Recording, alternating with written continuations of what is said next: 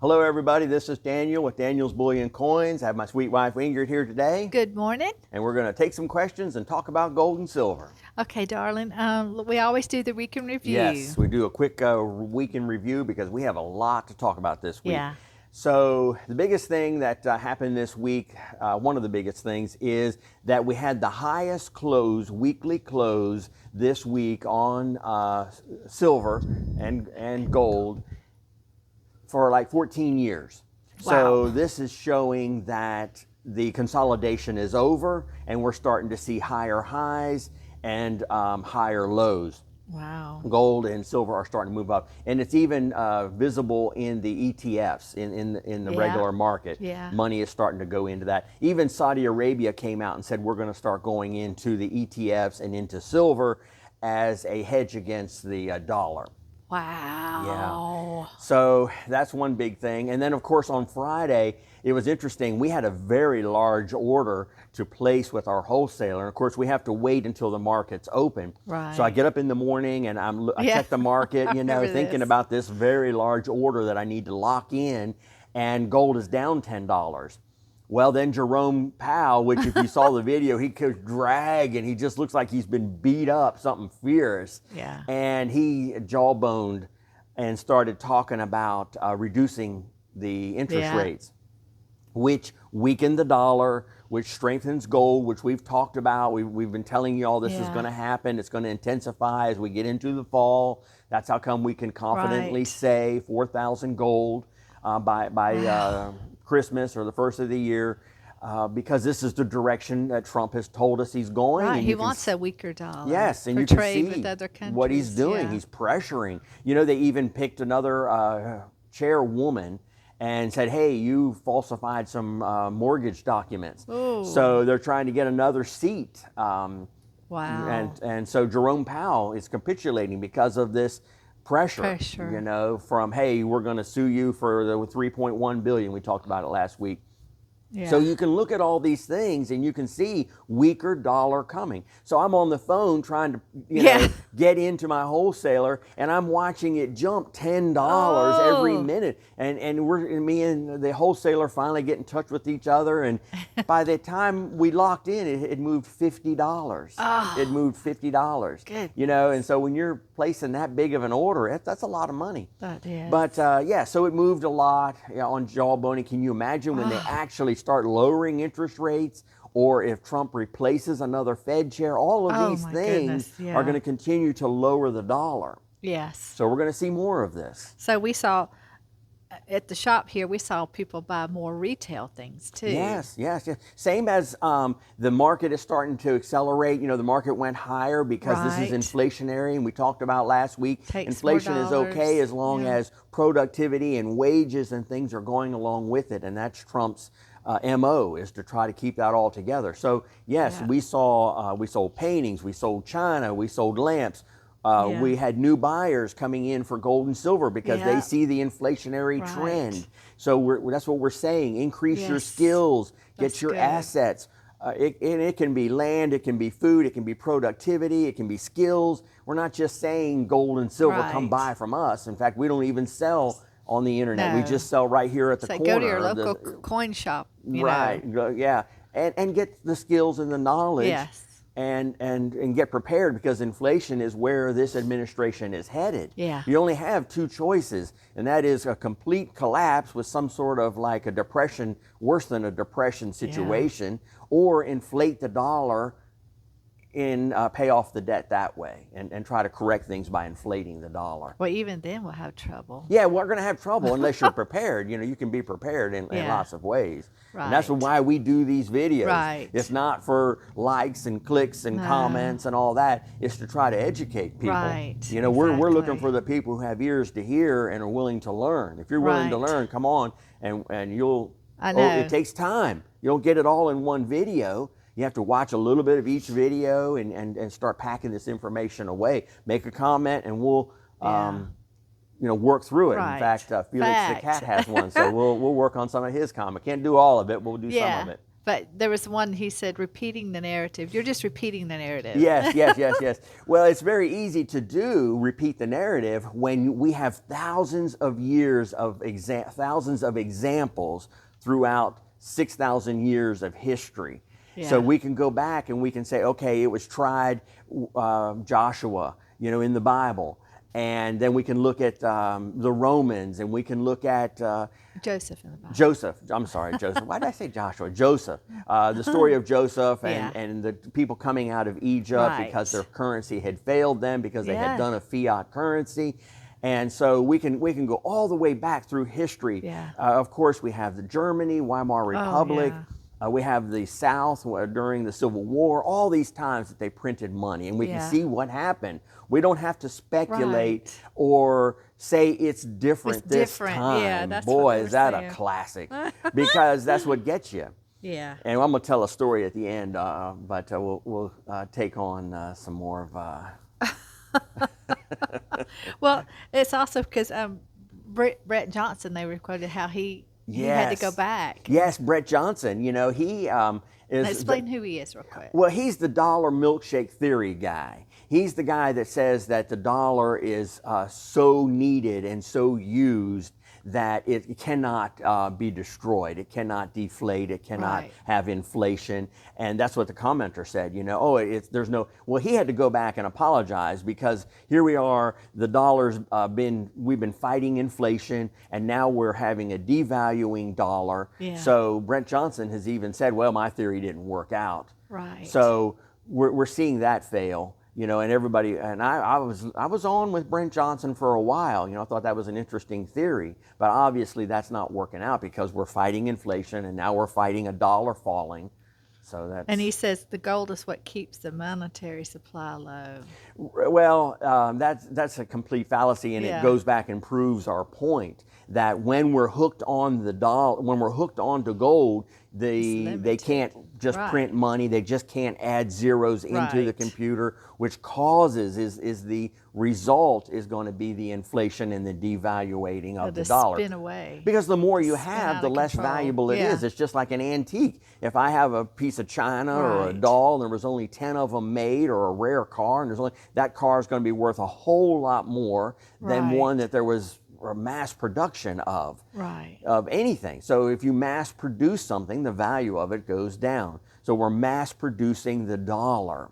Right. That goes into, I think one of his other comments was about 99% of debt is dollars. Well, there you go. Yeah. So the world is creating debt. The dollar, like we've talked about, is a debt instrument. Yeah. It's being expanded. It's being multiplied. You take out a loan. You put $10 in. Now you don't even have to put $10 in. They just create fiat currency. They just create. You said before you could put in $10 and they can loan out $100 or something. The fractional reserve system. Yeah. Well, they don't even have to do that anymore. They just add zeros into the computer. That's how ridiculous this fiat experiment has gotten, that we're just arbitrarily creating the money right out of thin air, not even requiring 10% in. Right. Yeah. That's crazy. And then he also said, quote, medium of exchange. Yes. So the medium of exchange is supposed to be what supports the dollar.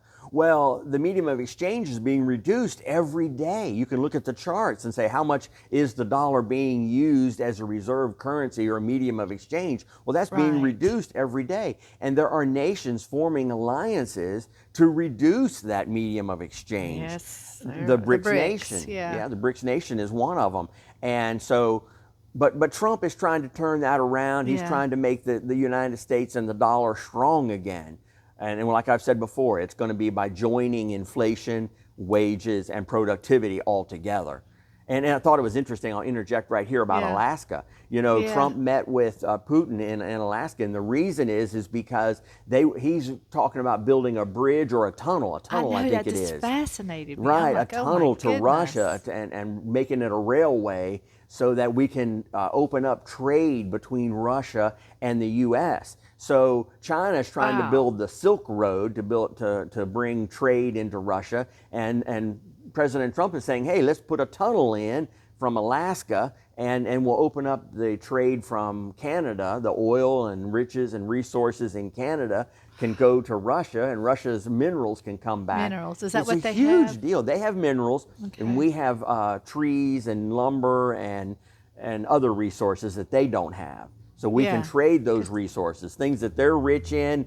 The minerals is the main thing, Yeah, I was batteries, going to say lithium. they don't have a whole lot, not like we do. I mean, they Right. would be gaining, There's, actually. well, both of us would gain because they have minerals that we don't have. Okay. The lithium and battery materials come from that region, but yet trees and oil and other things come from. Okay. So that it's a mutual beneficial thing Okay. that Trump's offering. And also, a real quick interjection, he was able to say, hey, that money that the Europeans have seized from you, which everybody blames the dollar. Or they say, oh, the dollar did that or the U.S. did that. No, the Europeans are the ones holding that money.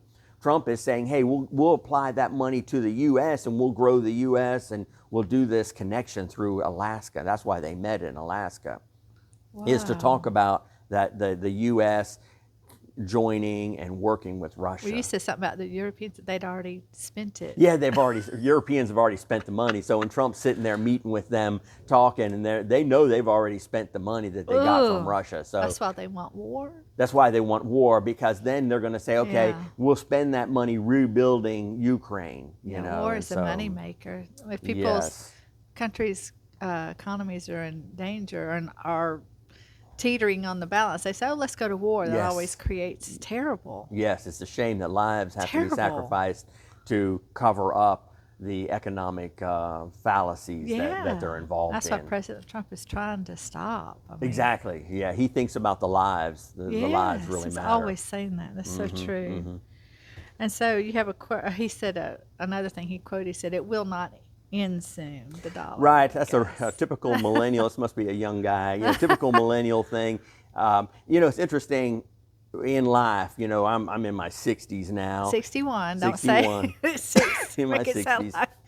And it's like a road that's traveled, you know, and you're going down this road and you're in your 20s or your 30s or whatever, and somebody's ahead of you or coming back or whatever, and they're in their 60s and they're saying, hey, the bridge is out or whatever, or there's bad weather ahead. You know, maybe you ought to take note of that, you know, that you look back in not just 60 years, but look back in history. Oh, yeah. And so I want to give an example. Okay.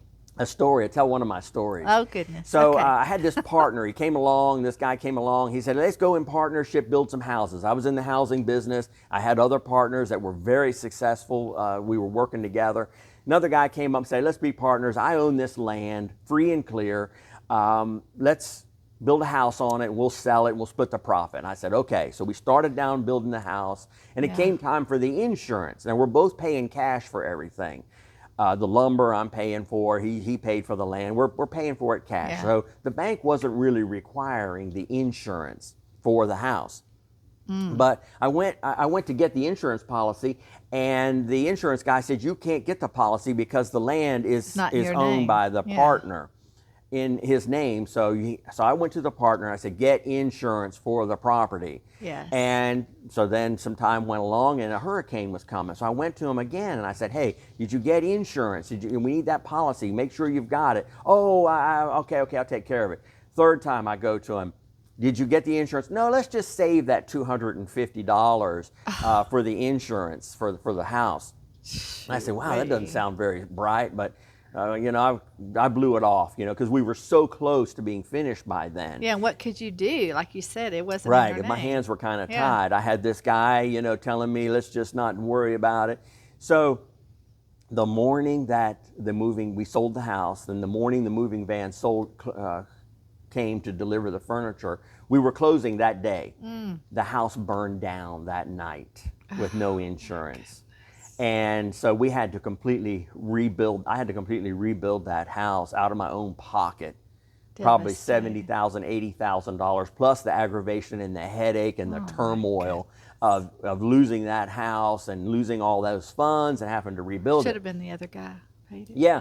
So, you know, he had more pull in the community than I did. I was just a lowly carpenter. So he went around, told everybody I didn't get insurance. So in order to rebuild my name and to stay, you know, in my field, in my profession, I had to rebuild the house at a loss because everybody was like, "Well, you didn't get insurance."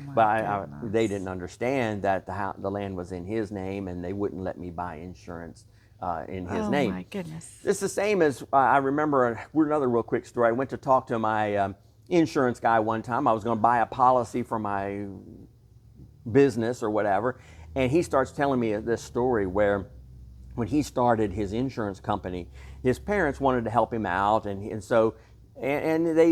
was understanding you need insurance for your family member in case something happens or whatever, this one or that one. And he had a younger brother, and they just bought a policy for the younger brother. Yeah. And unfortunately, the brother was killed in a car accident when he turned 16. Goodness. So they had to pay out on that. Well, what I'm saying is that we have talked about this as an insurance. Yes. This is not an investment. And it's not a get rich quick. It's not a get rich quick thing. We're telling you that something is coming down the road. Yes. And to be prepared. I don't know how we can be more clear. I'm trying to be as clear as possible because people are commenting and not understanding that this is about insurance. We're telling you, why would you not buy insurance? Right. Why would you assume Brett Johnson, who's had to apologize for what he said and recant it, when he's now telling you to get insurance? You have insurance on your car, mainly because they require it. You have insurance on your house. Yeah. Why wouldn't you have insurance on your bank account? You have health insurance, When you've got thousands of examples of the dollar collapsing, why would you not, I'm asking that partner, people to please why listen. wouldn't you have insurance? And I remember sitting on a 5-gallon bucket in that burned out house and thinking, why didn't we just pay the $250 and get insurance? It's so simple. And we're not Chicken Little. No. It's like you go to the doctor and the doctor tells you need to lose weight and exercise. When you go to the insurance guy, he's going to tell you need a policy in case of a death, or you need in case of an accident or a fire. And that's what we're saying. Right. Is that you need that insurance. Yeah. To protect you against what is, and the thing about it is, you may go your whole life and never, lose somebody or never have a house burned down.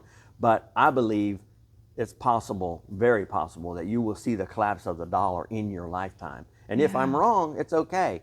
But meanwhile, you're sleeping better. You've got insurance. Yeah, that's good, darling. Good way to stuff. put it. Hope That's everybody enjoyed that. Yes. Bless y'all. See you next week. Blessings, everybody. Bye-bye.